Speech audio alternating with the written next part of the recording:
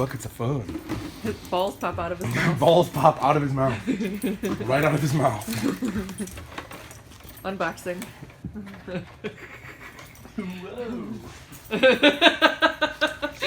How to win the game. Be the first to have all of your balls inside Mr. Bucket.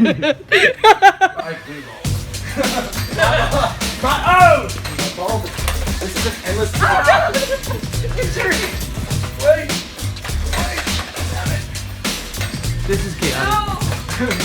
This is impossible. This is a game to keep children busy forever.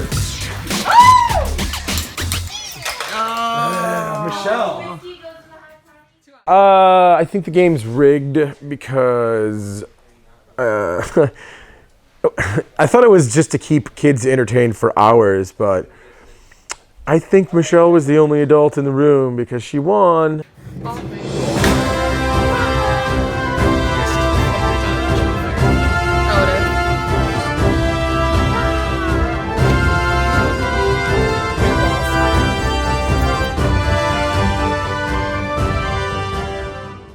So, the service industry is known for its high rate of turnover with employees. Some restaurants, it can be like a revolving door of faces that you see. We've been pretty lucky here at Twincade. We've retained a lot of our original team since the very beginning, since our doors first opened. Dylan started out as a bartender and then worked his way up to, he's now our bar manager, and he's had a lot of personal growth and professional growth as well, which has been really awesome to see. Mary also has been with us from the beginning. Great bartender, super fast. She's good on those high pressure nights. She never loses her cool. Super knowledgeable about whiskey, so she's really awesome. Chrissy has been with us from the beginning as well. She is just a bubbly ray of sunshine, loves to engage with customers, always has a smile on her face. Myself, obviously, from the beginning, you know, fearless leader. Couple of new faces. We do have a couple newer bartenders. We've got Gerg, as we call him. It's actually Greg, but I mean, he's even on the schedule as Gerg, so he's just Gerg. But he's doing a really great job. Happy to have him aboard. Dave, one of our other newer bartenders. He's my go-to Mr. Beer guy. Like, he loves his beer, loves to drink it, loves to talk about it. So he's a really fun one to work with. More recently, Eric, our game tech, actually has picked up a couple of bartending shifts. So it's been really awesome to see his thirst and passion to learn behind the bar as much as he does with our games. So he's an asset in both of those areas as well. All right, so me and Eric are going to be, a little bit of head action going on there. Me and Eric are going to be hop slamming the hop slam. All right, this is the hop slam challenge. All right, jazz. Cheers. 1, 2, 3.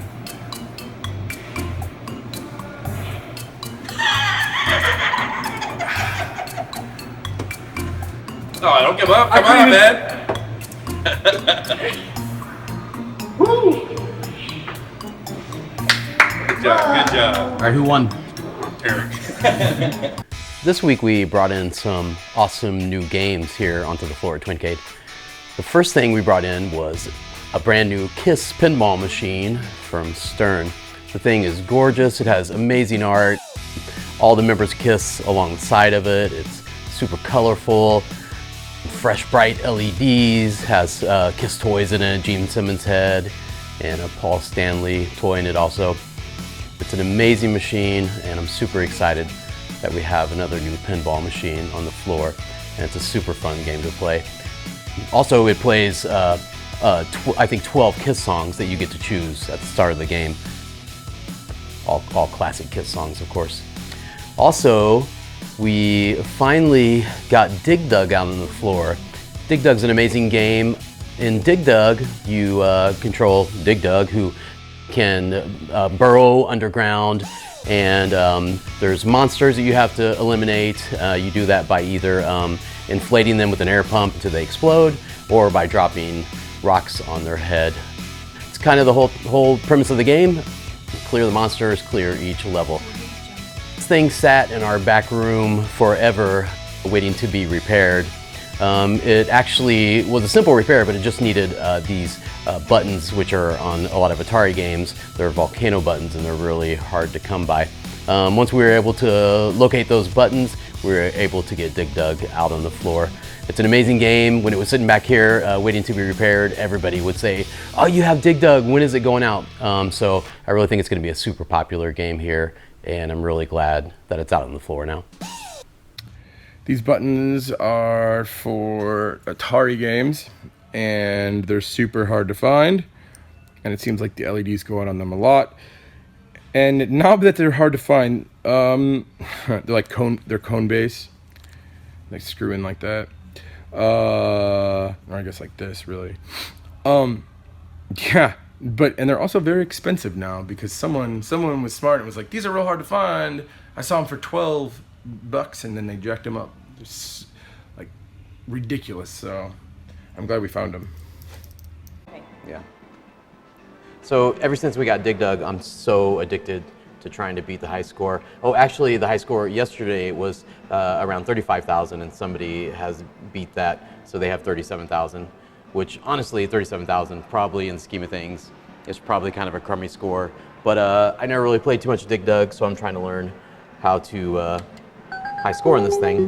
Been watching a lot of YouTube videos, so I'm really stealing other people's the way they play, but I think once I learn all the concepts here, I can adapt it to my own style. So the trick here is to never really shoot the guys here. You always want to make the rocks fall on their head because you get so many more points. You can't shoot them though, just to hold them off a little bit. Also, if you shoot them, you can run through them if you need to. So you kind of want to get them all to follow you until you can drop a rock on their head. I'm just slowing them down a little there. Getting kind of close.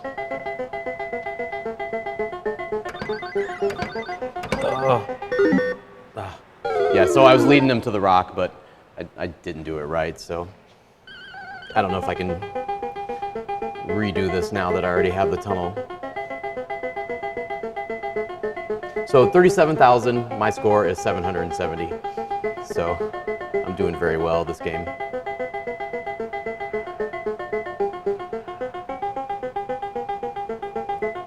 But yeah, Dig Dug is ruining my life right now, and it's all I think about, and all I watch YouTube videos about. And one day I will beat this high score, hopefully in time before somebody puts a new high score up there, but we'll see.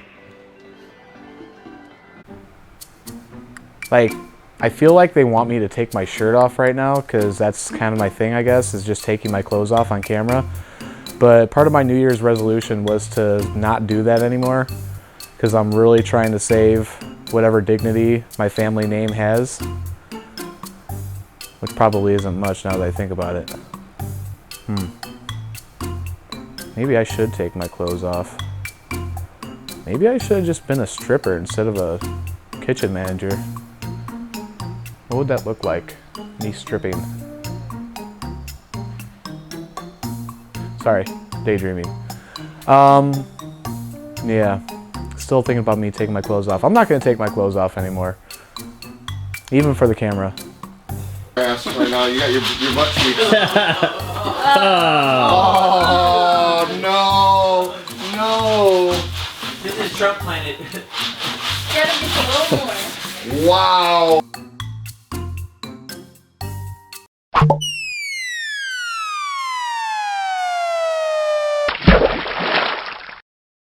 Here's some tips on high scoring on Dig Dug.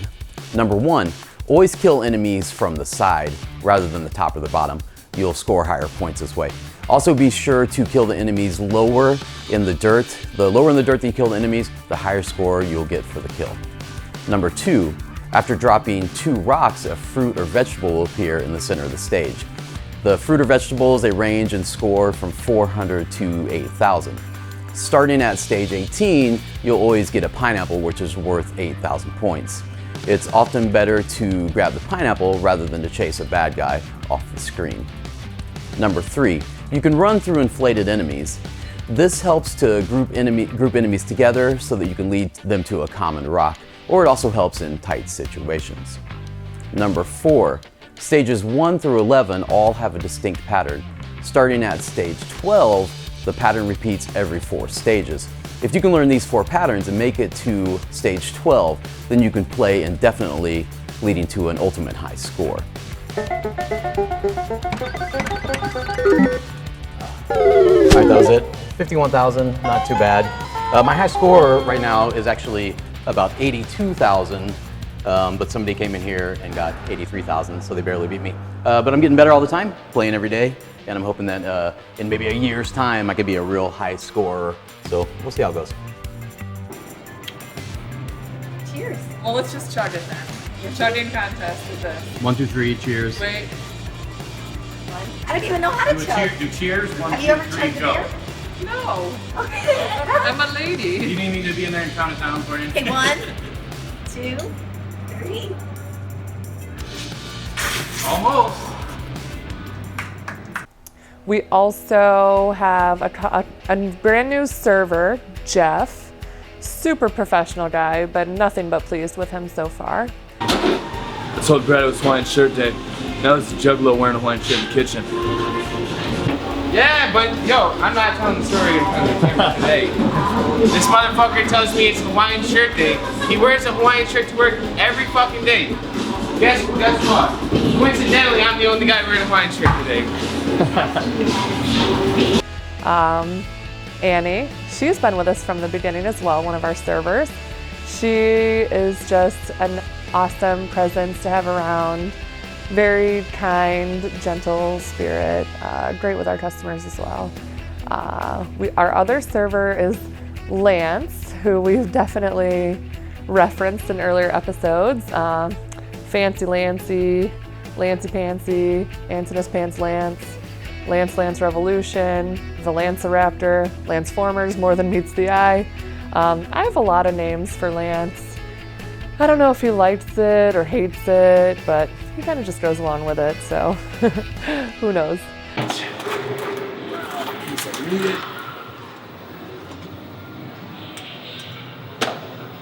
I have to turn my soldering iron on because I know I have to replace these EOS switches. And then for the flippers to be like high voltage and like go and like low voltage hold, to hold it like in the position that's like, you know, up. Anyhow, they are located right here. And when this moves up, when this coil engages, it pulls this in, almost like a piston, the electronic piston, and it hits a switch that's up here saying high voltage go, low voltage hold. It breaks the circuit. So these things break all the fucking time, and if you don't replace them, your coils burn out. So you gotta replace them. So we leave connected. So the holidays came and went here at Twincade, and we had a super successful season for our first year open. We had countless parties, large parties, 20 tops, 50 tops, nonstop. We also had events, a couple private events, 2 pretty large buyouts. The first one was a local world-renowned brewery here in Munster. They was supposed to be 150 to 200 people. People warned us about how rowdy they were, and all we did was prepare for their rowdiness.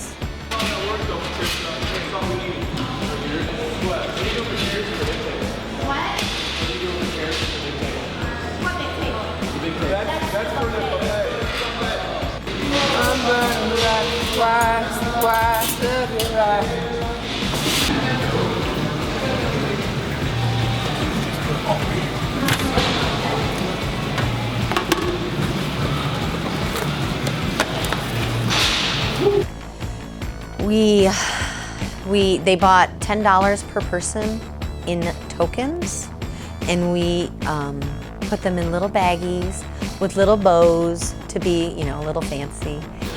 Having a employee event, so we're just bagging up 200 grams of coins for everybody. The old Twincade. Getting set. The old Twincade, ready for token. And it ended up being pretty tame. There was only, I would say, 75 people showed up, maybe 100, and they got totally wasted, but there was no problems at all. They ate, they drank beer, and the company rented buses to pick them all up at home, bring them here and take them home. So at midnight, the party was over, the buses came, and they were done. It was the easiest party ever. Candle is a very precarious environment. You really gotta saturate it with flame. It's no big deal, but only a pro can do it. This one won't light. Oh, there we go. Good job, Candle. And then back at the house, we have Eric with a K, who I know we definitely have met in earlier episodes. Kitchen manager, head chef, super hilarious guy, super hard worker. Found a good spot for Eric's little toy. Stupid bitch. Wonder how long it's gonna take him to find out that it's up there.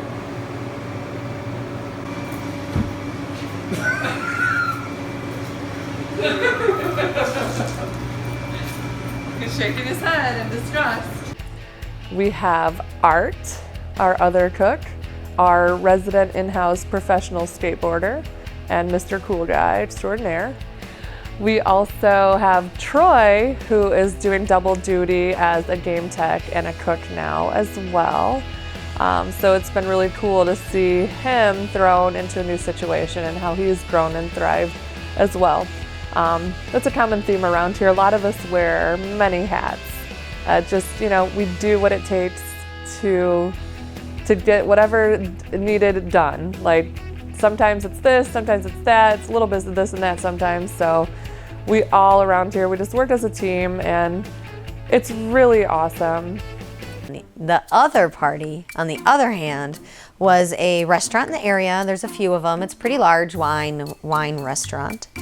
And they did a buyout, and the day of the buyout, they talked about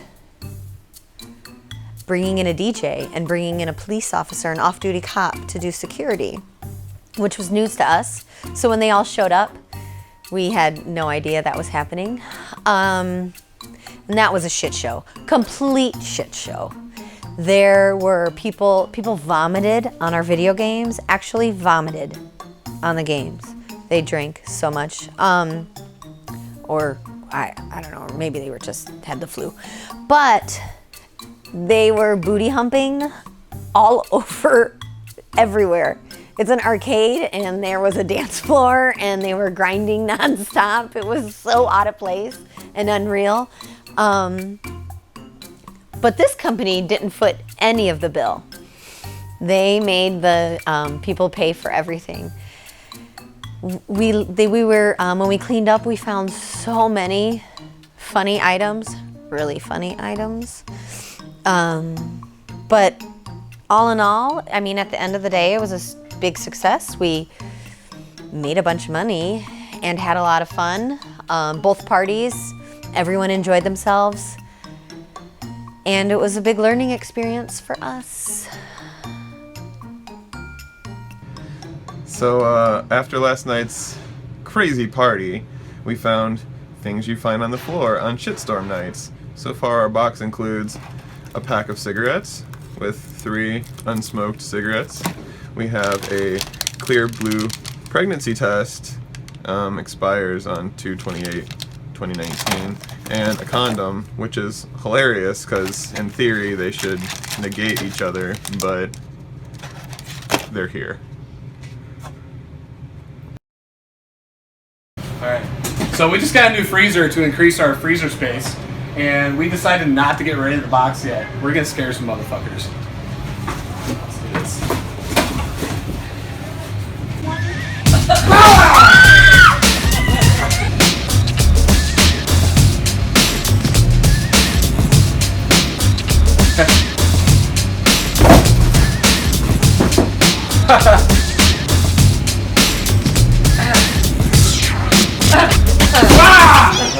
That was not even fun.